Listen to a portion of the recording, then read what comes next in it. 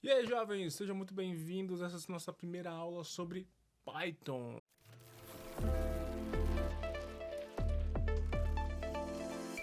Bom, espero que vocês gostem, tá? Então a gente vai fazer um processo meio desconstrutivo de forma de ensino. Vamos tentar trazer uma coisa mais, como eu posso dizer assim, mais humanizada na prática de ensino, né? Onde nós vamos tentar explicar alguns termos técnicos de como que funciona, para onde vai, quando, por quê. Espero que vocês gostem e, claro, obviamente essa primeira aula aqui vocês vão entender instalar como que nós vamos instalar o Python. É bem tranquilo. Vamos mostrar alguns comandos dentro do prompt ou do PowerShell, se você preferir, e vamos começar a trabalhar com o nosso querido Python, beleza? Enquanto eu entro aqui na parte do Python, já vou explicando algumas coisas para vocês, na verdade, em relação ao Python, que o Python não é tão, como que eu posso dizer assim, tão novo quanto vocês pensam, mas ele ganhou uma popularidade de uns 6, 7 anos para cá, porque o Python ele é muito robusto e ele é um faz tudo. Ele trabalha com web, ele trabalha com banco de dados, ele trabalha com automação e agora, como não poderia deixar de ser, em 2024 já temos aí uns 2, 3 anos que as IAs, a interação com a IA de tirar informações assim, deu um salto gigantesco. Né? Eles pensavam que não ia ter uma interação muito grande com o pessoal As pessoas não iam se adaptar muito bem à parte da IA, mas a IA na parte de ensino para tirar dúvida é maravilhosa, né? Então você tem aí o ChatGPT, que deu uma explosão muito grande. Já sabíamos que existia a inteligência artificial, mas nada ainda no nível social, assim, né? Não era social para todo mundo usar e compartilhar. Eu acho muito bacana. Tiro muitas dúvidas com o ChatGPT. Também temos o Bard, na verdade é o Gemini, né? Nasceu como Bard, agora virou Gemini há pouco tempo, que é a IA do Google, né? Que tem uma base de dados muito boa e também pode estar com interação à internet e vai surgindo outras aí. Então o Python é uma das ferramentas que você pode usar, junto com C Sharp e outras ferramentas aí que você pode fazer a criação da sua própria IA ou automatização, né? Então, isso é bem bacana. Bom, então vamos lá. Basicamente, o Python nasceu aqui em 1991, então realmente ela tem quase a minha idade, que nasci em 89. Ela é um pouquinho mais nova. E aí também você tem aqui as extensões de arquivo do .py, .pyc, D, ou, IW, blá blá blá, né? E é influenciada principalmente pelo Java, né? Você vai ver uma particularidade muito grande com algumas coisas. É uma sintaxe robusta e ao mesmo tempo simples. É um misto de emoções ali, tá? Então vamos lá partir para a parte de ensino, que é o que mais nos importa. Então, digitei Python, python.org sem dificuldade nenhuma, tá? Eu recomendo vocês baixarem pelo org ao invés do Python Brasil. Não que seja ruim, mas tranquilo por onde você baixar. Vou entrar dentro do python.org aqui. Você pode ver que ele está em inglês, tá? Mas isso não é um impeditivo para você trabalhar. E eu recomendo que vocês trabalhem com as ferramentas, sempre que possível em inglês, já que os termos usados dentro das linguagens são em inglês, como... Vou dar um exemplo com CSS, que é bem simples. Todos os comandos lá você vai ter style, background, color, border e por aí vai. Então são todos comandos em inglês, então você já vai tendo ali uma adaptabilidade muito maior. A parte do Python, quase não sai. A parte do Python é bem tranquilo. Ele te dá aqui algumas diretrizes, como funciona e como você pode trabalhar. A comunidade do Python é bem robusta, a parte de ensino é bem avantajado, frameworks, com comunidade assim, muito incrível, então é muito bom trabalhar com Python, tá? Eu confesso para vocês, ó, vou clicar aqui em download, você vai ver que eles vão vir aqui para o download. Estamos na versão agora 3.2, nesse exato momento que estamos aqui, dia 1/6, olha só que impressionante, se eu colocar aqui, ó, acho que vocês vão ver aí. Tá, se eu conseguir trocar de câmera, né? Não sei se tá os comandos funcionando. Mas dia 1/6 de 2024, eu tava com ele instalado, desinstalei ele, tá? Se você precisar por algum motivo de outra versão, sem problema. Mas fiquem alerta nesses bug fix aqui, tá? Toda linguagem pode ter alguma vulnerabilidade, algum erro, algum comando, alguma coisa. E eles vão, né, dando updates e corrigindo. Então a versão que tá mais estável aqui é 3.12, ó, tá? Mesmo ele esse aqui foi o último que ele corrigiu e tá aqui para release, pré-release, né, na verdade. E aí o 12 é o mais tranquilo e ele vai identificar se está no Windows, no Linux, Unix, Mac ou qualquer outra, tá? Então ele já identificou que é para Windows, tá? Isso é legal, que identifica.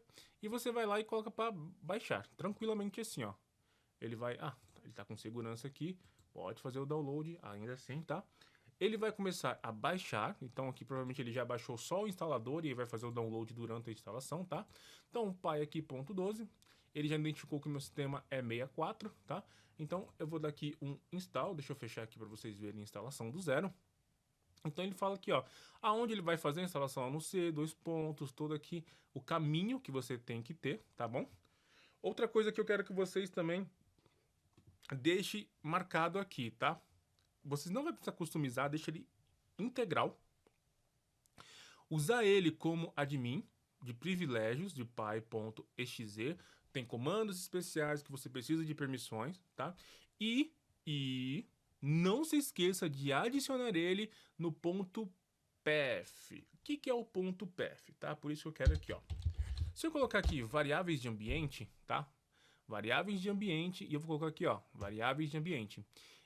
Essa variável de ambiente é uma configuração que você coloca alguns sistemas, o Java precisa também, onde você diz para o seu computador aonde foi instalado uma linguagem, um software, uma configuração que precisa ser achada nessa variável de ambiente, tá?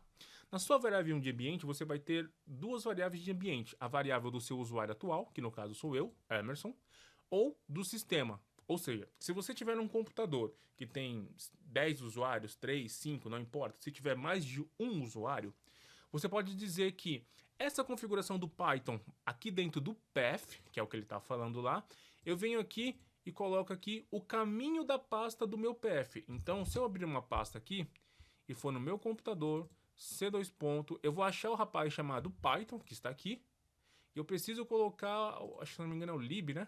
Eu não lembro qual que é. Vamos supor que eu preciso colocar esse caminho aqui, ó. E aí eu dou um OK. Ou seja, o caminho dessa variável vai ser achado agora. Não precisam fazer isso, tá? Estou demonstrando. Tá? Algumas linguagens você tem que fazer isso de forma manual, tá?